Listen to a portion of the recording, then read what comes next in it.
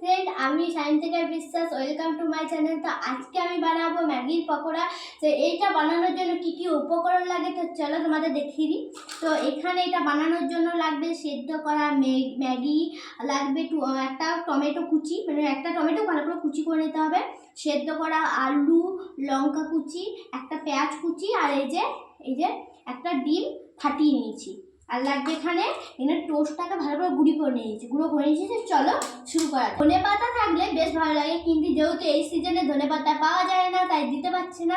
সামান্য গোলমরিচ গুঁড়ো দিলেও ভালো লাগে, কিন্তু আমাদের এখন বাড়িতে নেই।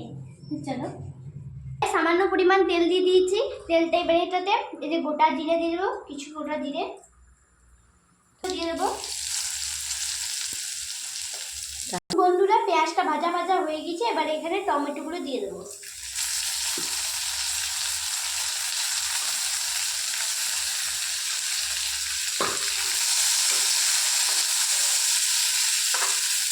সামান্য পরিমাণে লবণ দিয়ে দেবো।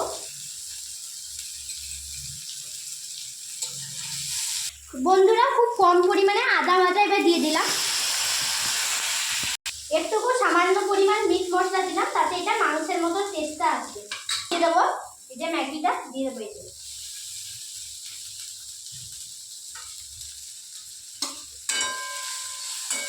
এই যে ম্যাগিটা পুরো ভাজা ভাজা হয়ে গেছে, এবার এটা আলুর সেদ্ধটা আমি দিয়ে দেবো। এই যে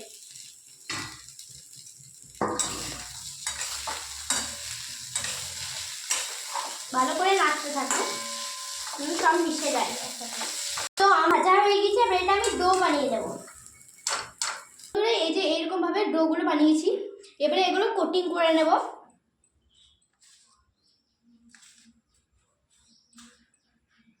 গুলোকে ডিমে চুবিয়ে ছেড়ে দেব। ম্যাগির কোটিং গুলোকে ডিমে চুবিয়ে সাদা তেলে ছেড়ে দেব। এভাবে এই যে বন্ধুরা, এভাবে ছাড়তে হবে এগুলো।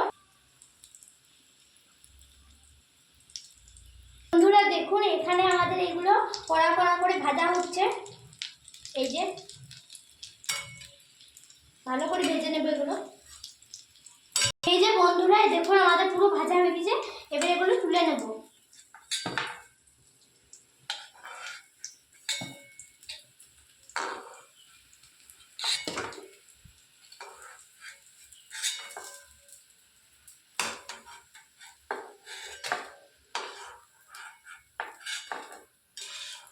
দেখুন বন্ধুরা, আমাদের খাবার পুরো রেডি। আর এটা বাচ্চাদের খুবই পছন্দের খাবার। আমি একজন বাচ্চা হয়ে বলছি, এটা খুবই টেস্টিফুল খাবার। তো চলো, আপনারা কিন্তু সবাই এটা নিজেদের বাচ্চাদের বানিয়ে দেবেন। আর আমার মতন মেয়েরা কেউ রান্নাঘরে ঢোকে না, কিন্তু আমার মা এসব রান্না আমাকে শিখিয়ে দিয়েছে। তো আজকে এটুকুই, আবার নতুন একটা রান্না নিয়ে আসবো। দেখা যায়।